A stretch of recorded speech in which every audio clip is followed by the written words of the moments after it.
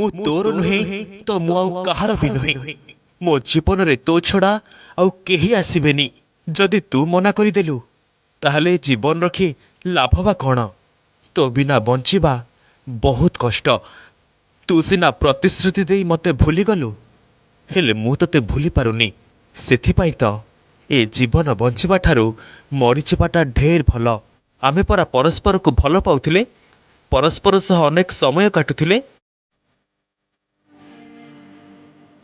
तू परा कहिथिलु मते बाहा हेई सारा जीवन मो साथी रे रहिबो, मो पादरे पाद मिसेई चलिबो। हेले आजी तू बाहा हेबाकु मते मना करिदेलु। तू कहिलु मु भल पाइली, तू कहिलु मु छाड़ीदेली। टिके हिसाब करिबु, प्रेम किए कला, धोखा किए देला। मु तते छाड़ी रही परिबिनी। सेथिपाई मु जाउची सारा जीवन पाई अफेरा राइजको।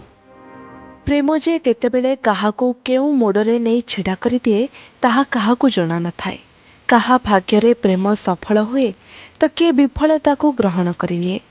सबु प्रेमर शेष विवाह न थाए। अनेक संघर्ष अनेक बुझामणा परे भी जेतेबेले परिणति थाए दुहिंकर अलगा हेबा सेतेबेले सेही संपर्कर आईनाटा मुहूर्तकरे भांगी खिनबिन हो जाए। हेले प्रेम सफल हेबाकू गोटिए हाथ नुहे बरं दुईटी हाथ दरकार। जड़े हाथ बढ़ाइले आउ जड़े जदि हाथ को मजबूत करी धरी निए तेबे संघर्षर रास्ता सहज हो जाए। हेले जड़े हाथ छाड़ीदेले सबु ओलट पालट हो जाए। एमिति एक घटना घटी केउंझर आनंदपुर नंदीपता अंचल रे। विपिन जड़े झील को 3 वर्ष धरी भल पाउथिले हेले विवाह पाई प्रस्ताव देबारु युवती राजी हेउनथिले। आ उभयंक मध्यरे मनमालिन्य चलिथिला। विपिन को विरोध रे युवती जनक थाना रे अभियोग करथिले।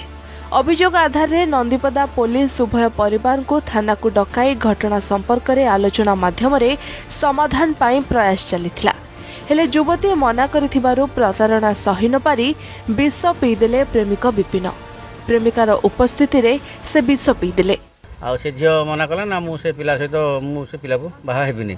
से ता सहित बुलिबा खाइबा ता उधर पैसा पत्र नबा बहुत किछि ता सहित कांड करछि। जे से ताको सही न पारि से मिछ बारंबार कहिछि थाना आगे।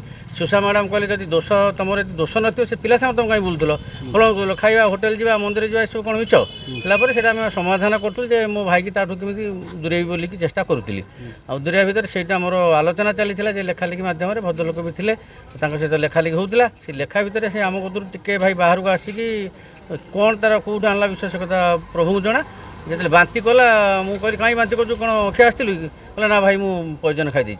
अवस्था गुरुतर हेबारु तांको तुरंत आनंदपुर उपखंड चिकित्सालय रे भर्ती करिछि पुलिस। तेबे वर्तमान तांकर स्वास्थ्य अवस्था स्थिर थिबा जଣା पड़िछि।